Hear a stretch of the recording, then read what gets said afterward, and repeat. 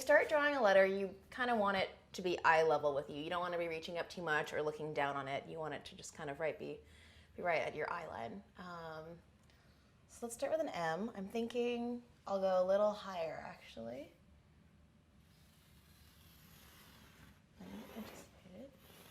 Just, that was probably too heavy of pressure. Light pressure to kind of lay out.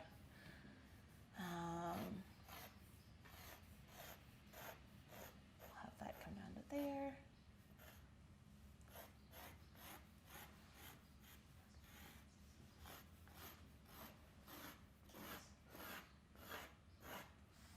Okay.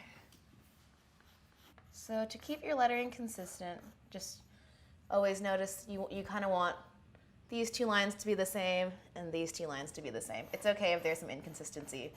I think there always will be. My lettering's never perfect, but it just kind of adds to the charm of chalk lettering. And then we'll make this line thick too. So you're going to match the widths.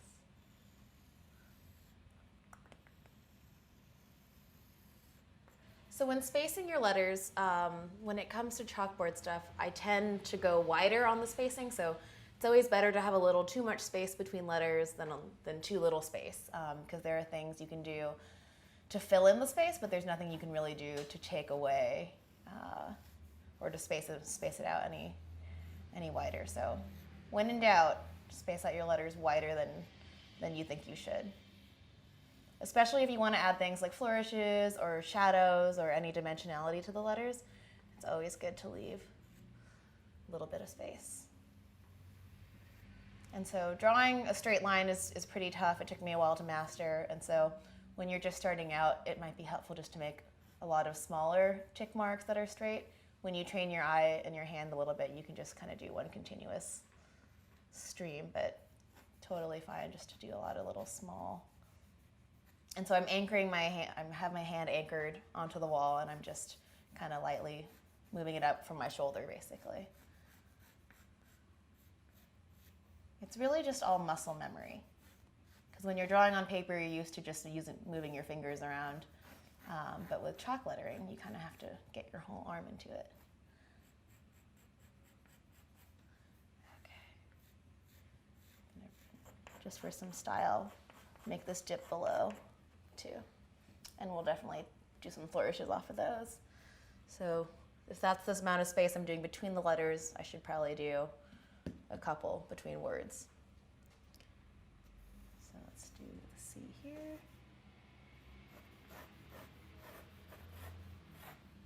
Okay. And so when drawing curves, I kind of anchor my elbow here, and I'm just moving my forearm. If that makes any sense. Moving this around.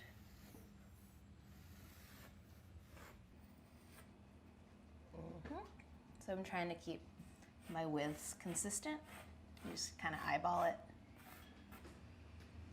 Okay, going into the S. S's are kind of tricky to draw, so I'll show you what I usually do. I'll draw the bottom bowl, and then I'll draw, so that looks like it's like a half circle, kind of. And then you draw the top bowl.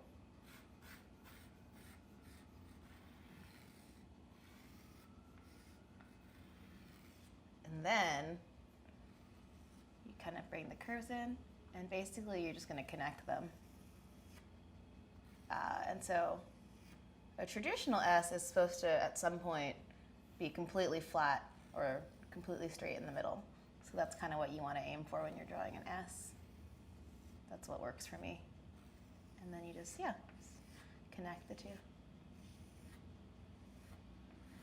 And that is the easiest way I've discovered to draw an S so far. If there are any easier ways, please let me know. Okay.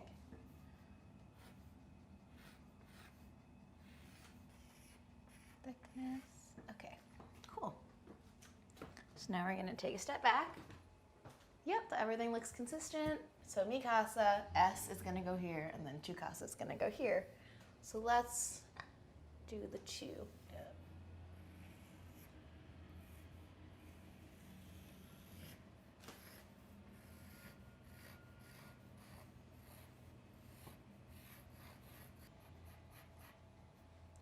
So you're going to angle your tips of your letters the same way that your guides are going.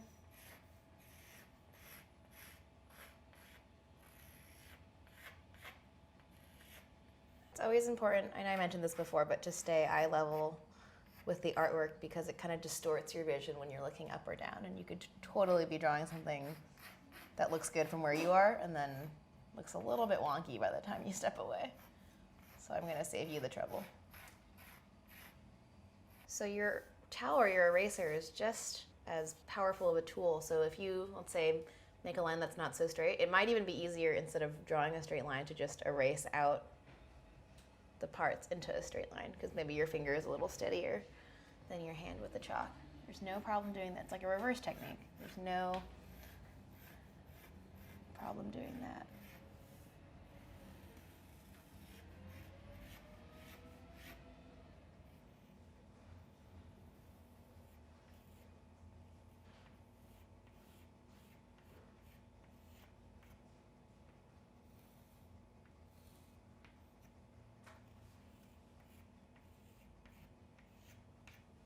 Okay, yeah, so now that I have the rough letter forms kind of mapped out, I'm going to take away the guide so we can just work on the letters. Always make sure to grab the tail end of the towel so it doesn't drag on any of your drawing. Okay, and then feel free to clean up any little kinks or bumps in your sketch. And then make sure to switch spots on your towel every once in a while, because it'll get too chalky and it'll leave like a residue. So these are the base letter forms, but you can see how there are kind of some gaps right here and here. And so I'm going to show you kind of how, once you have your base letter forms down, how to kind of fill in the space visually. So making a flourish off of the C. That could be kind of nice. So we'll just make this curve along with the I. But then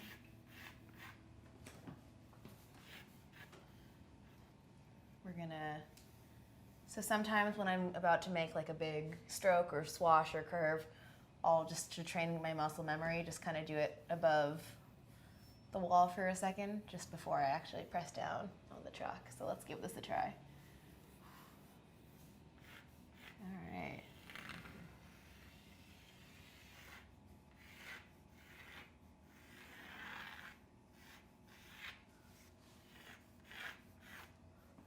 That's pretty good. Just lightly have that in there.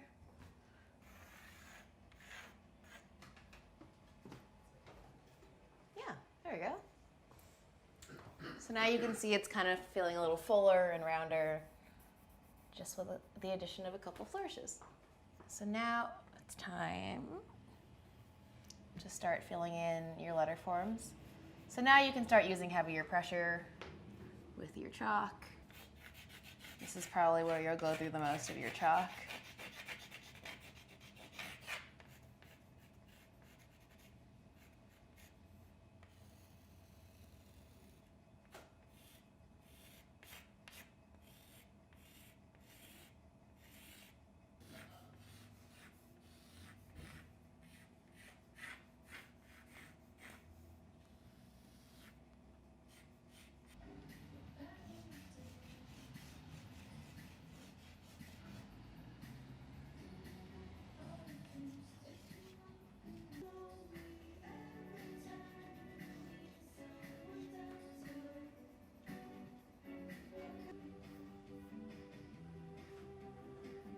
Okay, that's pretty smooth.